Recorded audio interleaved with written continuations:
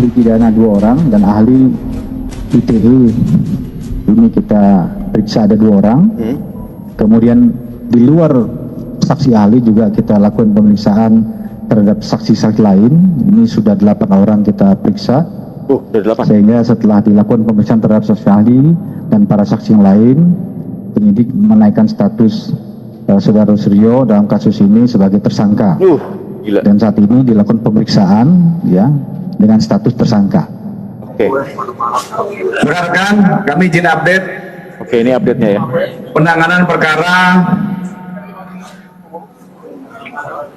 yang dilakukan oleh tim penyelidik dari Subdit Kamnet Ditreskrim Polda Metro Jaya. Ada 2 objek perkara. Ya, ini rekan-rekan harus mengetahui juga. Objek perkaranya ada 2. Yang pertama itu tentang fitnah. Kena banget nih kayaknya. Ya, fitnah yang diketahui dari akun media sosial dengan tuduhan dengan tuduhan pelapor memiliki ijazah S1 palsu, skripsi palsu, berikut lembar pengesahannya. Oke. Itu objek perkara yang pertama. Ya, di mana objek perkara yang pertama ini penanganannya dasarnya adalah laporan polisi dari pelapor Saudara Insinyur HJW, ya. Kemudian terlapornya dalam penyelidikan. HJW. Nah, terkait dengan objek perkara yang pertama, penyelidik sudah memeriksa 49 saksi dalam tahap penyelidikan, ya, mengambil keterangan 49 saksi, diantaranya saksi yang mengetahui, mendengar dan melihat adanya peristiwa ini dan para terduga terlapor. Kemudian untuk objek perkara yang kedua, objek perkara yang kedua ini dasarnya 5 laporan polisi, yang beberapa laporan polisi itu ditarik dari beberapa Polres. Ya, apa objek perkaranya? Apa itu, Pak? Objek perkaranya adalah menghasut orang lain untuk mengetahui atau menghasut orang lain untuk melakukan perbuatan pidana serta menyebarkan berita bohong Dapat nggak? yang disebarkan melalui media elektronik. Objek perkara yang kedua ini terlapornya adalah Saudara RS Suryo dan kawan-kawan. Update pendalamannya dalam tahap penyelidikan ini yaitu penyelidik sudah melakukan pengambilan keterangan terhadap 50 saksi. 50 saksi, ya. Kemudian dalam dua objek perkara ini penyelidik juga melakukan komunikasi untuk mengambil keterangan atau meminta legal opinion terhadap beberapa ahli untuk dimintakan pendapatnya. Jadi inilah update-nya yang sedang kami lakukan, dalam hal ini Subdit Kamnet Ditreskrim jelas ketar-ketir banget nih dari CS ya. Aduh, dipersangkakan loh guys ya. Bukan seorang ahli lagi nih. Dimaksud ya.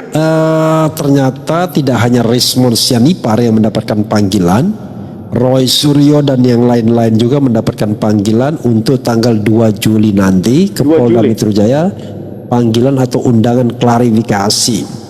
Apakah mereka akan datang atau tidak belum ada keputusan, tapi yang jelas Roy Suryo dan teman-teman sekarang dibidik dengan 3 pasal, yaitu pasal 160 KUHP, kemudian pasal 28 pasal 28 ayat 2 Undang-Undang Nomor 1 Tahun 2024 ya, tentang pasal 28 ayat 2 Undang-Undang Nomor 1 Tahun 2024. Kemudian berikut sanksinya yaitu kemudian pasal 28 ayat 3 jungto pasal 45A ayat 3 Undang-Undang 1 2004. Jadi itu yang dikenakan kepada mereka. Jadi kita bisa nggak disebutin tentang apa sih orang itu tadi ya? Warisan sakit hati mungkin. Atau paling tingginya adalah ada kepentingan kelompok yang menunggangi ini gitu. Jadi ini nggak baik untuk keadilan. Tapi kalau ditanya apakah di sini ada ujungnya nanti, jawabannya ya ada. Apa itu ujungnya? Ya kepastian hukum. Hukum, betul. Dan mereka cuma gerutu-gerutu aja. Buat apa kita ladenin orang menggerutu kan? Apalagi mereka punya kepentingan tendensi. Nah, jadi kalau mereka sampai sekarang masih ribut, sebenarnya itu bukan karena mereka mau ngejar ijazah Jokowi lagi, tapi karena mereka sudah mulai ketakutan, ketar-ketir, proses hukum berjalan, sehingga timbul yang namanya defense mechanism. Itu yang namanya Gitu ya? pertahanan diri yang paling tinggi terhadap situasi sulit adalah menyerang. Gitu.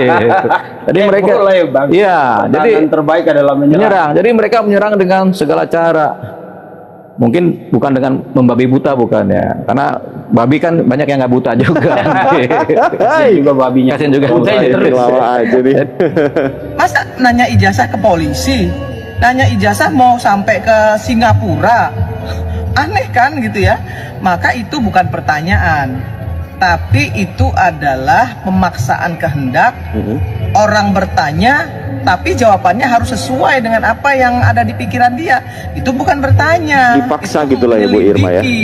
Nah, kalau menyelidiki silahkan selidiki secara ilmiah gitu ya, secara data fakta. Maka kemudian yang harus dilakukan adalah tanya ke yang mengeluarkan ijazah tersebut. Nah, kalau kemudian UGM sudah menyatakan itu asli dan siap menjadi saksi, apalagi yang harus diributin gitu. Ini bukan persoalan bertanya, ini soal tuduhan. Ya. Beda ya pertanyaan dengan tuduhan. Nah, itu yang ingin saya sampaikan kepada pemirsa di seluruh Indonesia. Saya bertanya-tanya, apa penyebab seorang profesor atau guru besar Jokowi fiktif, ijazah Jokowi dicetak di pasar pramuka dan lain-lain? Intinya, konten-konten berkualitas rendah seperti itu yang dipercaya seorang profesor sehingga sekarang beralih menjadi YouTuber. Koreksi saya jika informasi ini keliru.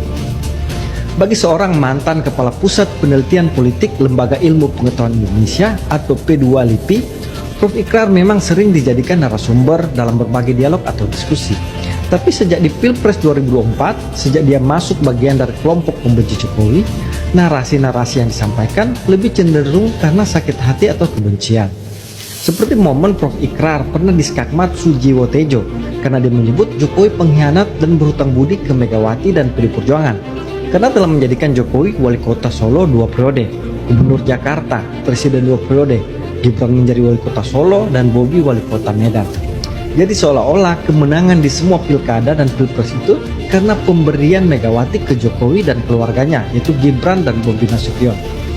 Sebagai seorang ahli politik atau pakar politik, Prof. Ikrar lupa pemilu adalah proses demokrasi, di mana suara rakyat yang menentukan, bukan suara partai politik atau ketua umum parpol. Hal itu yang menurut Sujiwo Tejo, Prof. Ikrar lupa bahwa PD Perjuangan dan Megawati juga berhutang besar ke Jokowi. Karena Jokowi punya karakter dan kualitas yang membuat dia dipilih dari wali kota Solo hingga presiden. Karena mungkin jika bukan Jokowi yang maju, misalnya Megawati jadi calon presiden di 2014 dan 2019, belum tentu PD Perjuangan bisa menang pemilu. Malahan kalau menurut saya dipastikan kalah 100%. Jadi di sini kelihatan Sujiwo Tejo seorang budayawan yang lebih ahli dalam menarasikan analisa politik dibanding seorang profesor yang selalu klaim telah belajar ilmu politik selama puluhan tahun. Saya juga akan sedikit beber data di sini yang tidak bisa dibantah Prof. Ikrar sekalipun PDI Perjuangan dan Megawati. Diketahui Pilpres dipilih langsung oleh rakyat itu sejak 2004. Sebelumnya presiden, wakil presiden dipilih DPR dan diangkat MPR. Nah, sejak pemilu langsung di 2004, Megawati kalah dari SBY. Di pemilu 2009, Megawati kembali maju tapi kalah lagi dari SBY dalam satu putaran. Jadi Megawati sudah 2 kali maju pemilu langsung, kalah itu sudah jauh dari arti kritik. Jauh dari sebuah argumentasi yang keluar dari pemikiran yang rasional dan logis. Jadi Prof. Ikrar, tolong kalau mengkritik, tetap menggunakan akal sehat bukan akal sesat.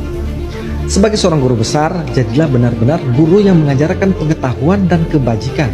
Karena dengan menyandang guru besar, seharusnya tanggung jawab Anda semakin besar juga dalam memberikan pencerahan sesuai dengan keilmuan, tanpa sentimen-sentimen pribadi. Terima kasih.